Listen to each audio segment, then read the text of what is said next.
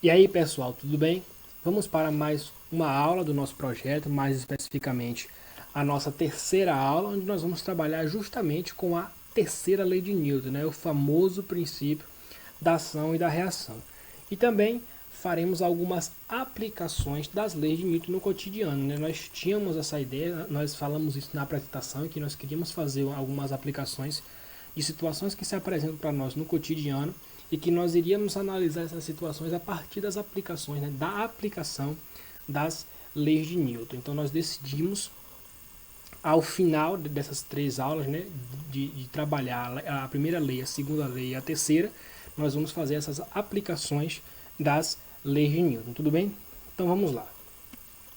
A terceira lei de Newton ela foi enunciada, né, nos princípios matemáticos da filosofia natural, que foi um livro que o Newton escreveu em 1687, e ele, nesse livro, enunciou a sua terceira lei, o princípio da ação e reação, da seguinte maneira: a toda ação há sempre uma reação oposta e de igual intensidade. As ações mútuas de dois corpos, um sobre o outro, são sempre iguais e dirigidas em sentidos opostos.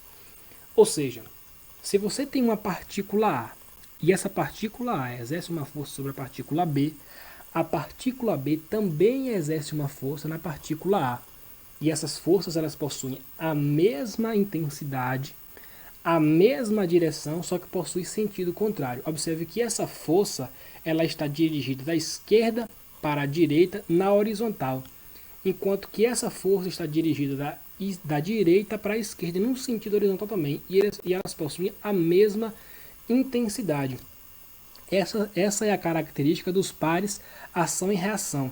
Eles possuem a mesma intensidade, possuem a mesma direção, os vetores força possuem a mesma intensidade, a mesma direção, só que estão em sentidos opostos, ou seja, sentidos contrários.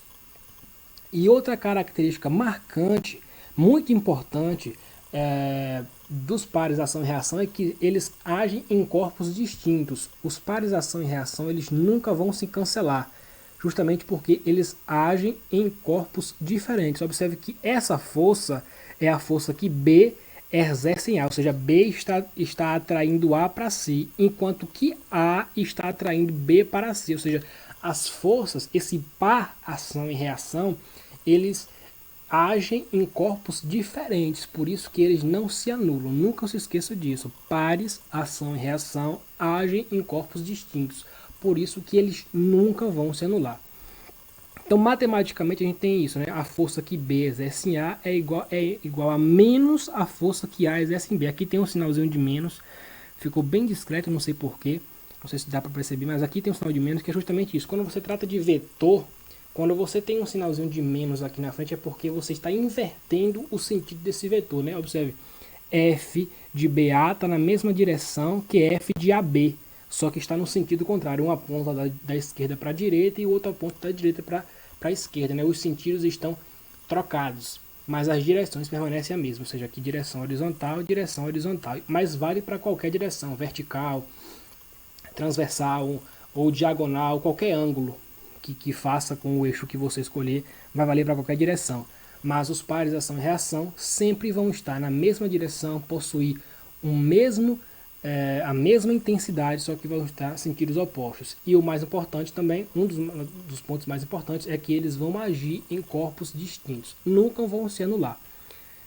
Aqui também em linguagem matemática, esses dois traços aqui simbolizam módulos, ou seja, o módulo de f de BA é igual ao módulo de f de AB, ou seja, os módulos, as intensidades desses vetores forças, eles são idênticos, eles são iguais. Tudo bem? E aqui, pessoal, eu não sei se vocês lembram, lá do vídeo de apresentação do nosso projeto, em que eu utilizei esse GIF justamente para dar um spoiler da terceira lei de Newton, né? Lá eu brinquei, eu falei que as forças, elas são covardes, né? Elas nunca andam sozinhas. As forças sempre andam em pares. Isso é justamente, né, o enunciado da terceira lei de Newton, melhor dizendo, né? Onde houver a ação de uma força, haverá uma reação a esta mesma força. Nunca vai existir uma força agindo sozinha, sempre haverá uma reação a esta força. E isso é justamente o que explica né, o chamado coice da arma, né? O que acontece quando um atirador ele puxa o gatilho de uma arma? A arma ela exerce uma força sobre o projétil para expulsar, né, para fazer com que a bala saia do interior da arma.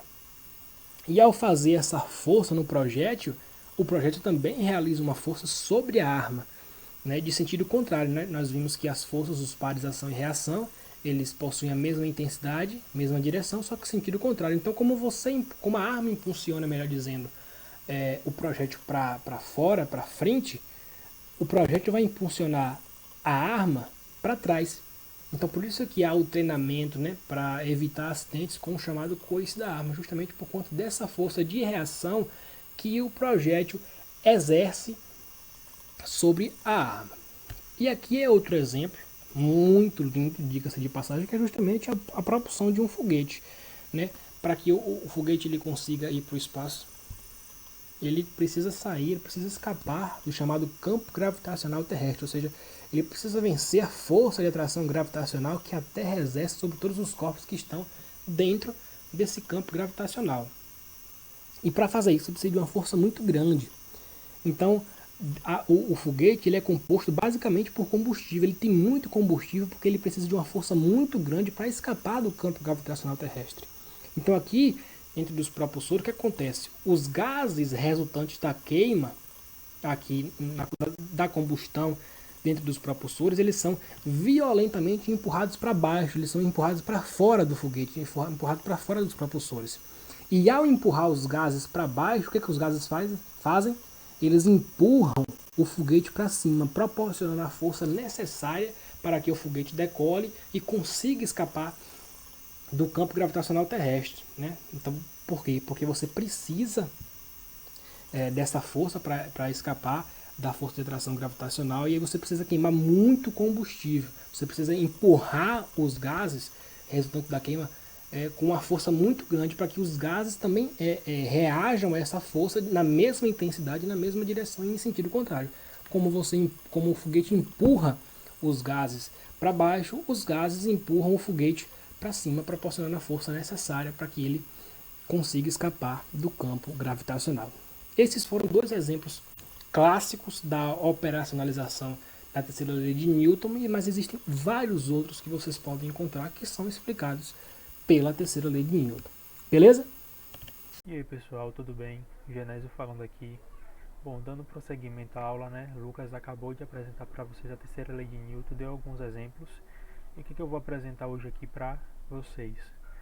Bom, na última aula, né, que a gente falou sobre a segunda lei e falou sobre alguns tipos de força, por ser um conteúdo bem rico e bem vasto, a gente acabou tendo de correr um pouco para tentar contemplar o maior número de conteúdo possível para apresentar para vocês. Mas ainda assim a gente sentiu falta de trazer isso para algumas coisas do cotidiano, né? Que é o importante, é o foco do nosso projeto, ver como essas coisas ficam no nosso cotidiano. Então, o que é que eu e Lucas a gente pensou? A gente agora vai abordar algumas situações do cotidiano, né? Talvez não seja do de todo mundo, mas são situações em que aposto que todo mundo pelo menos já passou uma vez, e se não, me perdoem. Mas, e aí, né? A gente vai fazer a descrição das forças presentes em determinadas situações. A gente vai olhar, né, quais forças estão presentes em algumas situações específicas que eu vou apresentar para vocês, certo? Então vamos lá. Bom pessoal, o primeiro caso aqui que eu trouxe para vocês é um indivíduo na academia. Acho que todo mundo aqui já deve ter ido na academia, né? Pelo menos naquela aula grátis que tem, né? Algumas academias oferecem. E aí eu trouxe esse exemplo do indivíduo que ele está malhando aqui, né? Os braços, né? A região tríceps e bíceps. Ele está usando um equipamento que funciona como uma polia. Polia é uma máquina que a gente da física a gente estuda bastante, né? Em alguns casos a polia ela pode ajudar o indivíduo a levantar, né, grandes massas com menos esforço, mas não é o caso aqui dessa polia. Essa polia é uma polia simples.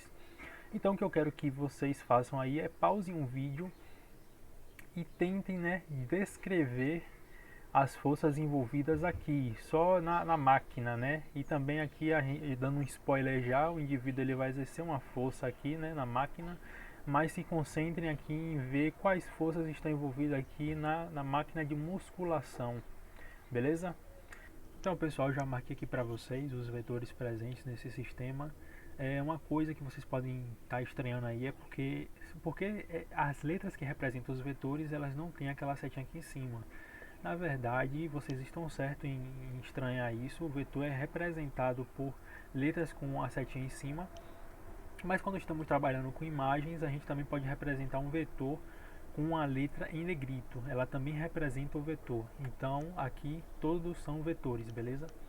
Então, aqui, né, as forças presentes que a gente pode identificar, né, nesse sistema é a força que o homem exerce nesse apoio de mão, né, do equipamento, que é uma força F direcionada para baixo com um determinado ângulo, né, uma força certamente na vertical é uma força que tem um pouquinho de ângulo, certo?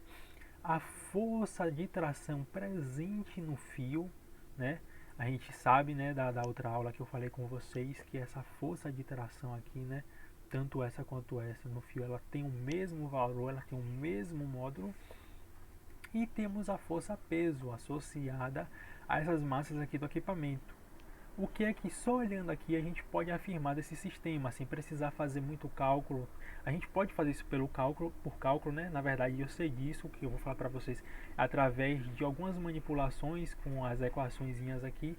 Mas o que a gente pode afirmar é que essa força F aqui, ela é maior que o peso, como vocês podem ver aqui na situação da imagem. A massa aqui ela foi suspensa, então isso quer dizer o que? Que essa força aqui ela venceu o peso e conseguiu suspender, né, a massa que tem uma força peso de um determinado valor. Então essas são as forças presentes aqui nesse sisteminha, beleza?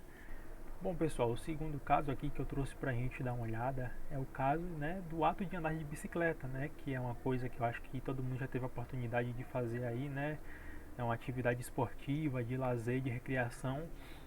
E, bom, a descrição das forças atuantes aqui, né, no indivíduo que anda de bicicleta, na verdade é um pouco mais complicado do que aparenta ser, né? Ela vai envolver algumas forças da física que vocês ainda não tiveram a oportunidade de ver, que é relacionado com o giro, né? A gente tem um giro aqui, tem giro aqui, mas, né, para ficar uma coisa simples, o que eu quero que vocês façam é que pausem o vídeo novamente e tentem pensar quais forças estão atuando aqui entre a roda e o chão.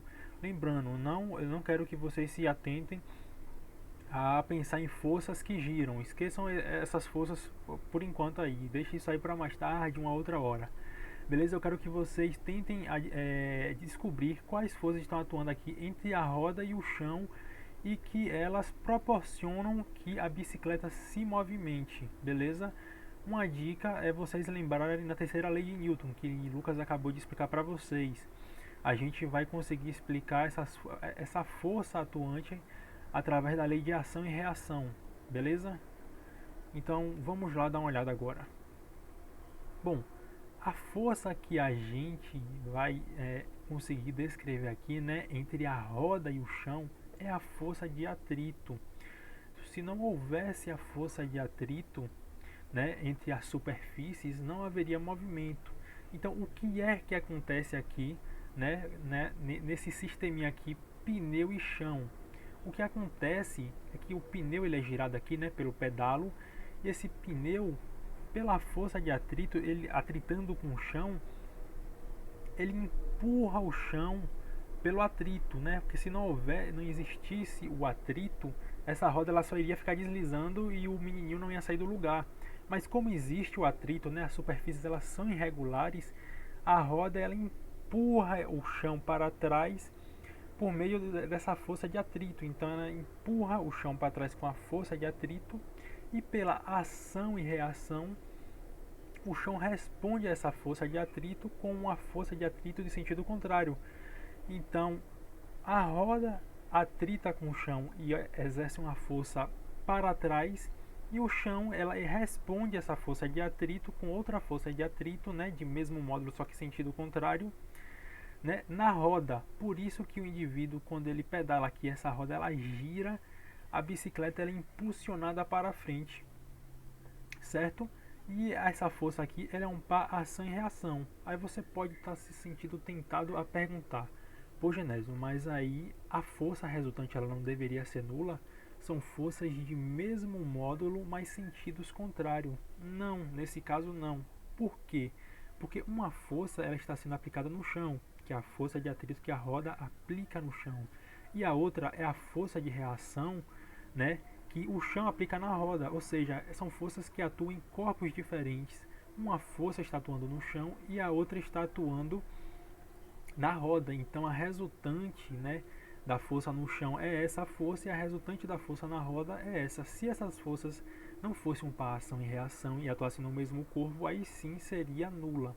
Mas como a gente está tratando aqui de um par ação e reação, esses pares eles nunca ocorrem no mesmo corpo, sempre em corpos diferentes. Bem, pessoal, então o último caso aqui que a gente vai dar uma olhada é a balança, né? Como a gente sabe, a balança ele é um equipamento que mede a massa dos indivíduos. Eu cheguei a falar isso para vocês na aula passada. O que a gente se refere por peso no nosso dia a dia seria a massa, isso aqui que a gente mede na balança. Na verdade, o equipamento que vai medir a força, peso, é o dinamômetro. Tanto a força-peso como qualquer outra força. Uma força de tração, por exemplo, também o dinamômetro ele poderia medir tranquilamente. Então, se a balança ela mede a massa, como é que ela mede a massa? Porque, pô, a massa é uma propriedade intrínseca do nosso corpo. Então, como é que ela vai fazer para medir essa massa? Na verdade, ela vai recorrer às forças e ela vai fazer uma compensação do valor da força registrada. Então, o que eu quero que vocês façam é que descrevam as forças atuantes aqui nesse sistema completo, tanto na mulher, né, a força que atua sobre ela e as forças aqui presentes na balança, beleza? Lembrando que aqui a balança ela é uma superfície, então eu acho que vocês conseguem aí matar a charada de quais forças estão atuando aqui e quando a gente descobrir quais são essas forças, eu explico para vocês como é que a balança faz para medir a nossa massa através dessas forças. Ok, pessoal, então essas aqui são as forças atuantes, né, nesse sisteminha aqui da moça e a balança. Deixa eu dar um zoom aqui, né, porque ela ficou um pouquinho distante. Então, bora dar uma olhada aqui quais são as forças atuando aqui nesse sistema. Bom, a primeira força que a gente pode identificar aqui, né, é a força peso que atua sobre a mulher, pois ela tem uma massa, logo ela tem um peso associado.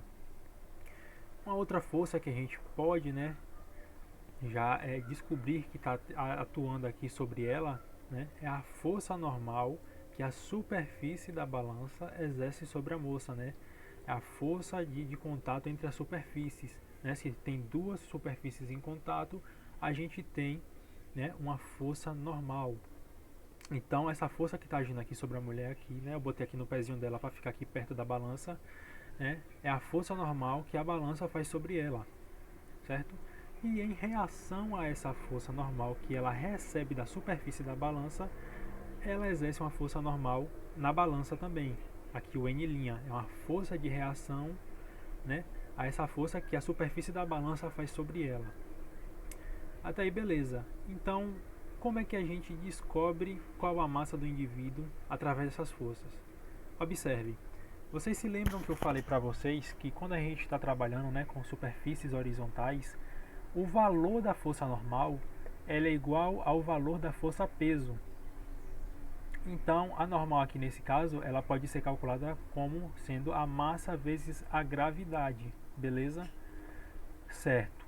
Então, se a normal ela tem o mesmo valor do peso, a sua reação, né, esse N' que tem a mesma direção em sentido oposto, em módulo igual, ela tem o mesmo valor da normal, porque como vocês viram com o Lucas, né, os pares ação e reação eles têm mesma direção e mesmo módulo, só sentido contrário. Então, se N tem um valor de P, N' também tem um valor de P.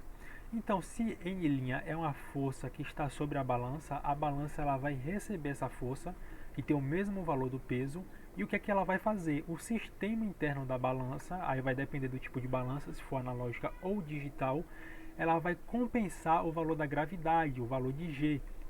Então ela compensa esse valor de G, ela meio que tira, né, para ficar um pouco mais, né, simplificada, ela tira o valor de G e deixa só o valor da massa. Então aqui ela pega e aponta, né, nesse reloginho aqui o valor da massa, porque a normal ela tem o mesmo valor do peso. Então vocês podem se perguntar aí, né, por que a balança ela não usa logo o valor direto do peso, né? Seria muito mais fácil do que ter esse negócio de normal, reação da normal. E a explicação é: o peso ela é uma força que age sobre a mulher, né? É uma força que está associada à massa dela. E a força que está agindo sobre a balança é a força de reação anormal que a balança exerce sobre a mulher. Ou seja, o que a balança vai conseguir sentir é a reação à força normal que ela exerce sobre a mulher, que é esse N' aqui.